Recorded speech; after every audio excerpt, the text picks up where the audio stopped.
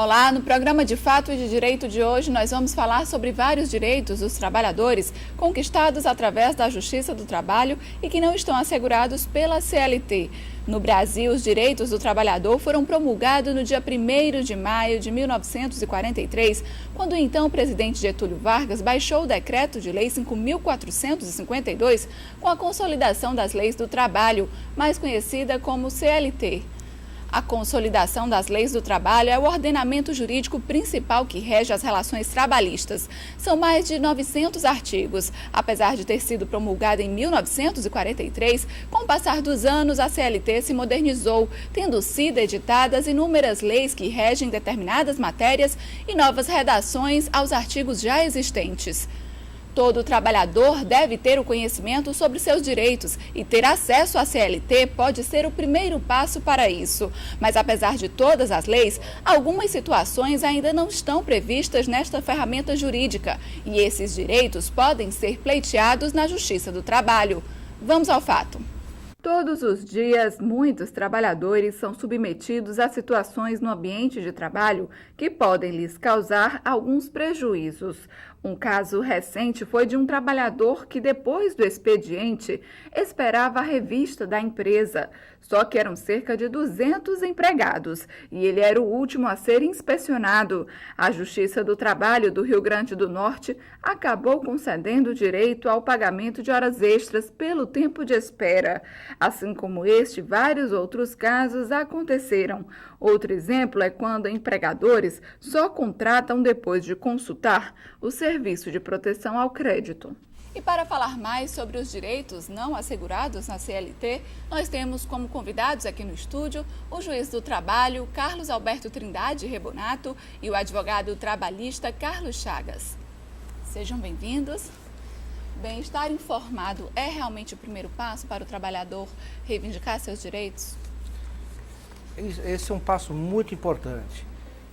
Para o trabalhador ter informação, ele precisa ter uma formação mínima em cidadania. Porque os direitos do trabalhador nada mais são que os direitos do cidadão. O cidadão que trabalha. E como todo mundo trabalha, todo mundo tem que saber os seus direitos. E é um tema que nós hoje, enquanto sociedade, estamos muito preocupados, tanto que o próprio judiciário, ainda de forma voluntária, mas isso acredito que logo, logo se tornará um programa institucional, nós estamos indo às escolas, tentando sensibilizar administradores escolares, professores, para transmitir ao jovem que está a nível de 1º grau, a nível de 2º grau, noções básicas, tanto de cidadania, como também de direitos trabalhistas.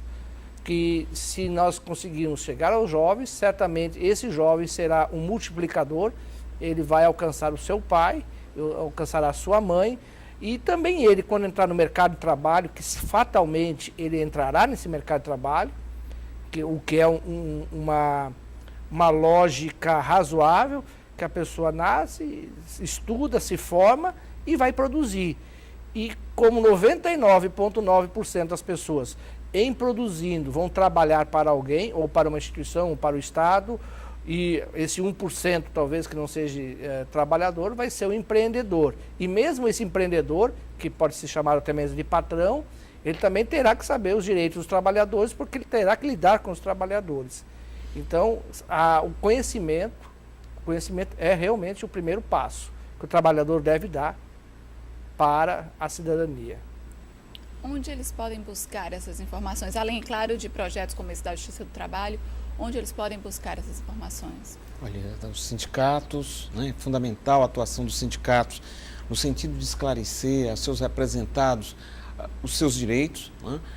Não basta apenas a legislação para que possamos ter justiça social. Ter apenas a lei não é suficiente, não é suficiente mesmo. Daí a necessidade que haja todo um processo, uma cultura de divulgar né, o que tem na legislação e fazer com que cada trabalhador seja o fiscal do seu próprio direito. Né? Daí a importância do sindicato, da escola, de toda a sociedade civil organizada, os corpos sociais intermediários, no sentido de fazer chegar no espaço social, entre as pessoas, a realidade, o que de fato existe na legislação. Algumas decisões recentes da Justiça do Trabalho, citando até o exemplo do Rio Grande do Norte, mostraram que, na verdade, deram ganho de causa a trabalhadores que reivindicaram horas extras por terem que passar por um procedimento da empresa depois do expediente. Situações como essas estão cada vez mais constantes, assim, porque é um direito que não estava previsto na CLT, mas que foi adquirido através da Justiça do Trabalho. No fundo, esse direito está previsto na CLT, só que ele não está claro, ele não é explícito. Ou seja, o trabalhador, enquanto ele está à disposição do empregador, ele tem que ser remunerado. E se nessa disposição do empregador, ele utiliza esse tempo para ser revistado, para trocar de roupa em fardamentos obrigatórios, fardamentos de segurança, fardamentos que exigem higiene. Todo esse período que o trabalhador está à disposição, como falei, ele tem que ser remunerado. O que acontece muito é que o empregador coloca esse preparativo, ou como no caso do Rio Grande do Norte, de vistoria, ou para esperar o ônibus, ou para trocar a sua farda, ou para entrar numa longa fila por qualquer motivo, para revista, para dispensa, ou por qualquer outro motivo, cabe ao trabalhador reivindicar, ao juiz analisar e chegando à conclusão de que esse tempo ele foi utilizado em benefício do trabalhador, simplesmente tem que ser reconhecido e remunerado. A gente vai fazer um rápido intervalo e volta daqui a pouco com o programa De Fato e de Direito, seu canal de informação sobre a Justiça do Trabalho.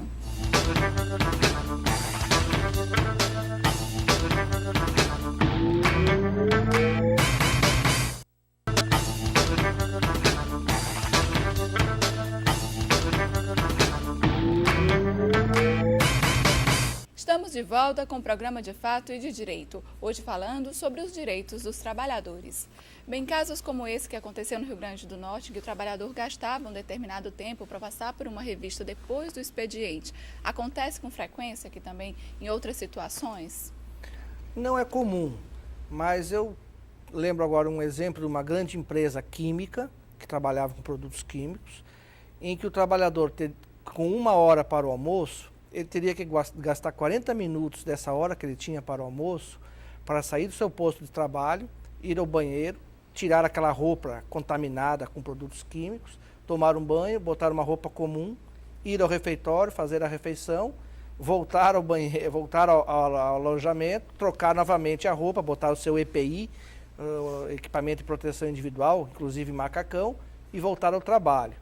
Isso ficou comprovado por diversos estudos. Não foi 1, 2, 3 trabalhadores, foram várias centenas de trabalhadores. Isso virou um processo inicialmente individual, depois coletivo, que com a Procuradoria do Trabalho foi assinado um termo de ajuste de conduta nessa empresa, em que o trabalhador só estava apto para ir ao refeitório depois que ele passou por esse procedimento, não no seu horário de almoço, e sim no horário de trabalho dele. Eu lembro desse fato. Na verdade,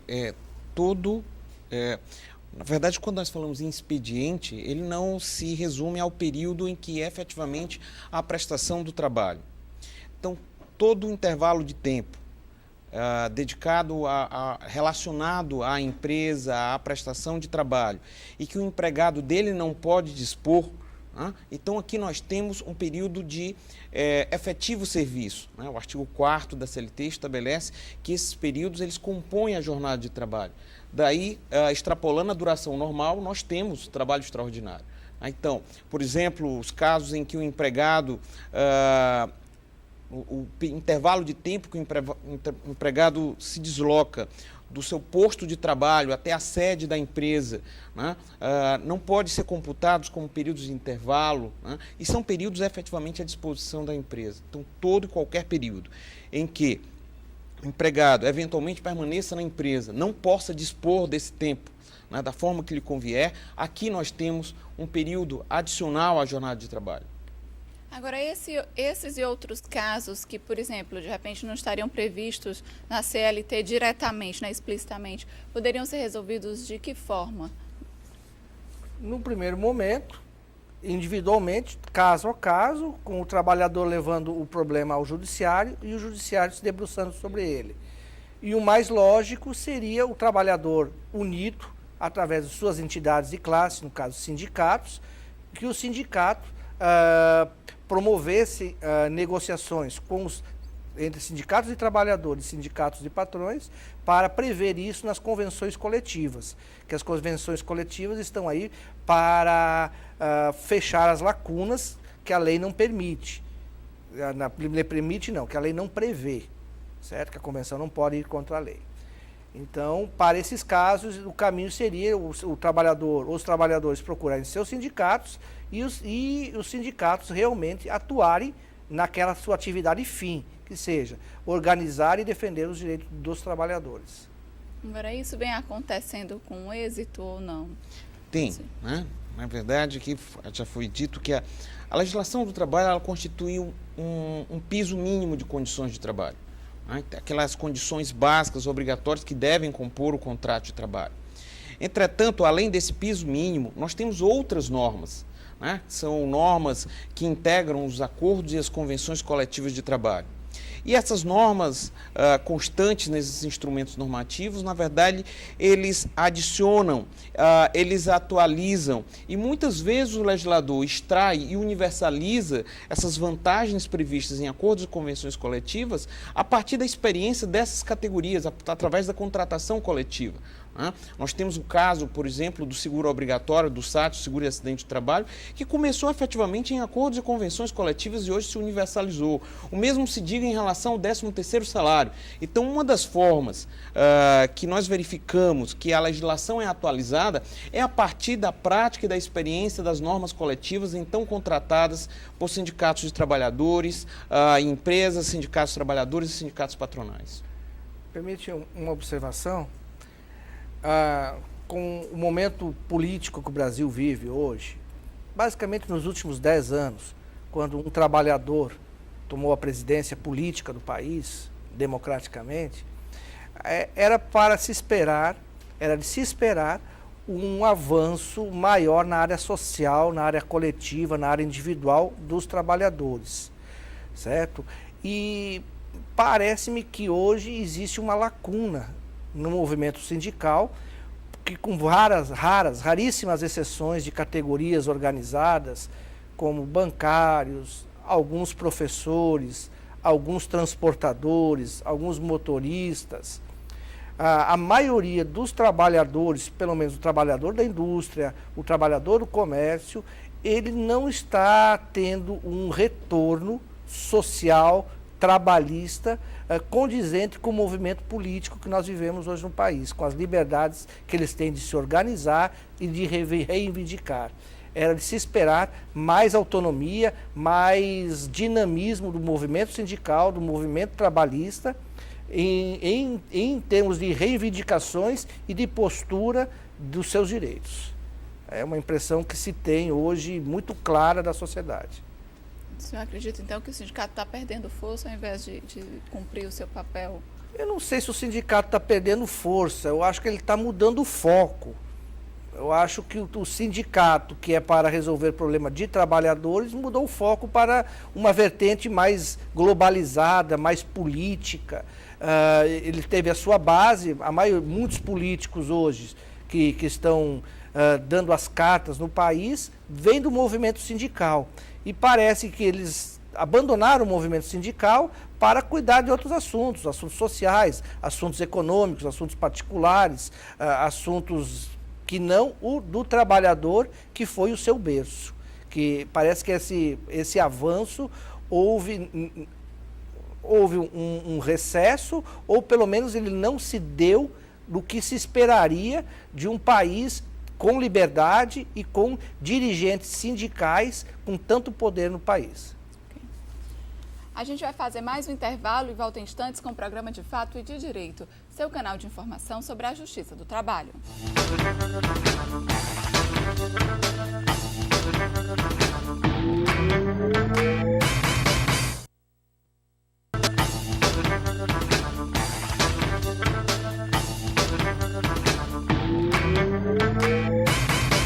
Estamos de volta com o programa De Fato e de Direito, hoje discutindo sobre os direitos não previstos pela CLT. Outro caso também que chamou a atenção foi com relação a empresas que têm consultado o serviço de proteção ao crédito antes mesmo de contratar o trabalhador. O que a CLT garante ou o que ela não garante que a Justiça do Trabalho pode garantir? Eu entendo num primeiro momento que a CLT não toca nesse assunto. Esse assunto deve ser encarado como uma garantia individual do ser humano, da pessoa, de ter a sua intimidade, os seus dados sigilosos defasados ou não defasados. Então, o assunto é muito polêmico. Recentemente, um Tribunal Superior do Trabalho tomou uma posição. Não é uma posição definitiva, não é uma posição unânime entre os ministros, não é uma posição vinculante que obrigue cada juiz a se manifestar do mesmo jeito. Muito controverso, porque a princípio um mecanismo para proteger o crédito não pode atingir a vida, a expectativa, o trabalho de um ser humano. Não pode ser um momento, não pode ser um filtro para dar ou não emprego a alguém, numa primeira ótica que se tem sobre isso. E isso também ocorre, certamente, se houvesse mais vagas de emprego e menos trabalhadores, esse filtro não existiria. Existem filtros assim, porque existem menos empregos e mais pessoas querendo e precisando trabalhar, que é um outro enfoque também sobre a mesma matéria. Na verdade, esses cadastros, eles tratam, no caso, né, no caso do Serasa e desses cadastros de proteção ao crédito, eles tratam, na verdade, informações relacionadas aos indivíduos na condição de consumidores, de clientes. Realidade essa que em nada se aproxima da relação de emprego. E tem uma situação mais delicada. Aquele que não tem emprego, naturalmente, sofre a situação de ter seu crédito abalado. Não tendo o meio de prover, de honrar suas obrigações, é extremamente factível e é possível que ele venha verdadeiramente atrasar com a prestação de suas obrigações e isso redunde na inserção, na negativação do seu nome junto a esses cadastros. Então, na verdade, esses cadastros em nada se coadunam com as relações de emprego. Então, considerá-los é dispensar um trato discriminatório, um trato distintivo, extremamente iníquo, considerando a realidade das relações de emprego.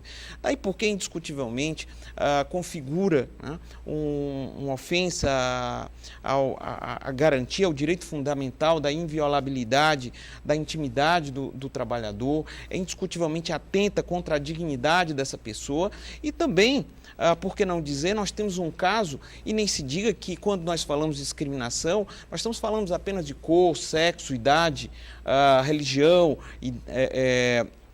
ela vai muito além, a própria Constituição ela abre no artigo 5º quando ela coloca em outros modos e outras formas de discriminação. E esse é um caso clássico no que diz respeito às relações de emprego. Você pode ter especificamente em situações muito pontuais que essa informação ela seja relevante para o tipo de atividade que o empregado vem exercer. Mas são atividades pontuais, o que não pode ser utilizado como critério de seleção para a contratação de novos empregados. Que garantias os trabalhadores têm com relação a essa questão da discriminação? Essa é uma situação muito interessante. Diga-se de passagem que ela foi motivo de uma recomendação da OIT ao Brasil. A OIT, através do seu corpo de peritos, chegou à conclusão que, de fato, existia um registro considerável, um trato generalizado de discriminações nas relações de trabalho no Brasil. O resultado disso foi a criação dos núcleos pró-igualdade, junto ao Ministério do Trabalho e Emprego, como uma forma, como um órgão de propiciar, né, ou pelo menos de reduzir as desigualdades existentes no plano da relação de trabalho.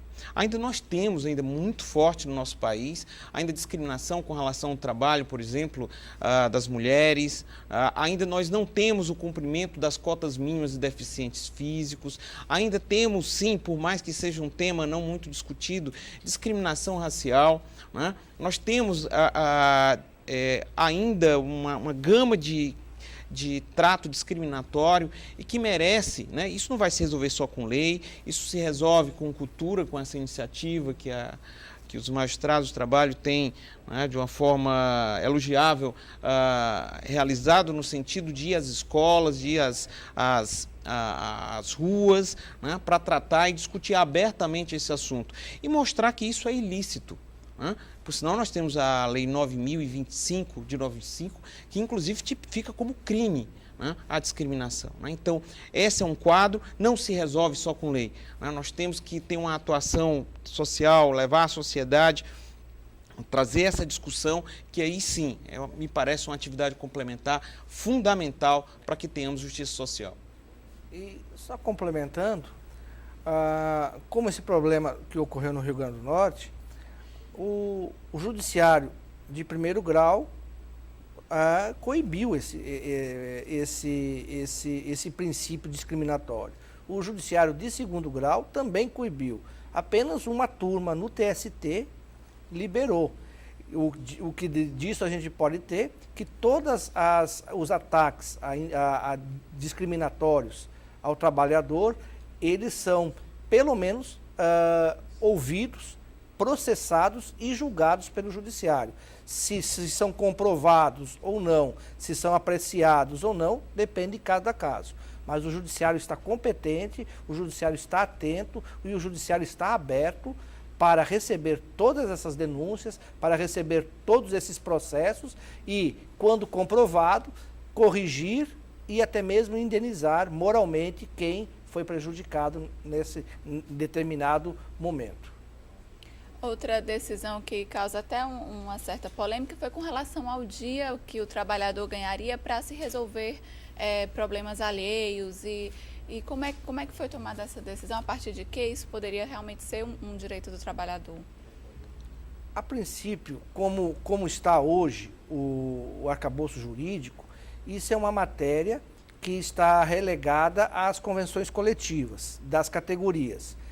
E quando não apreciado nas convenções coletivas, não existe uma previsão legal, não existe uma lei que diz que o trabalhador tem o direito a um dia por ano, um dia por mês, um dia por cada 6 meses para tratar de assuntos particulares.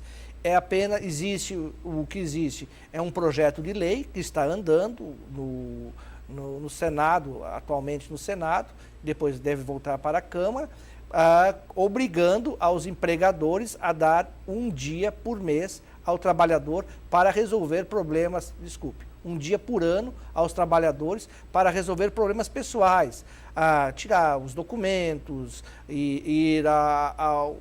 enfim, cuidar da sua vida, né? Nesse dia não estão computadas as questões de saúde, que sempre que o trabalhador precisar se ausentar por motivo de saúde, o empregador, aí sim existe previsão legal, o empregador é obrigado a liberá-lo. Mas é algo que ainda não está valendo, né? Para assuntos pessoais, não existe lei para isso. Algumas categorias têm isso previsto nas suas convenções, mas isso não pode ser estendido a todo trabalhador CLTista. Ok. Obrigada pela participação dos senhores no programa de hoje. Bem, esperamos que essas informações tenham ajudado você a saber mais sobre os direitos que podem ser pleiteados junto à Justiça do Trabalho. E não esqueça, você também pode participar do programa De Fato e de Direito, mandando suas dúvidas e sugestões sobre relações de trabalho, direitos e deveres de patrão e empregado. Participe, o nosso e-mail é o defatodedireito@trt7.jus.br. O nosso telefone é o 85 3388 9426. Para você que está nos acompanhando e deseja conhecer mais sobre a Justiça do Trabalho, também pode acessar o site www.trt7.jus.br. E a gente já convida para o nosso próximo programa. Até lá!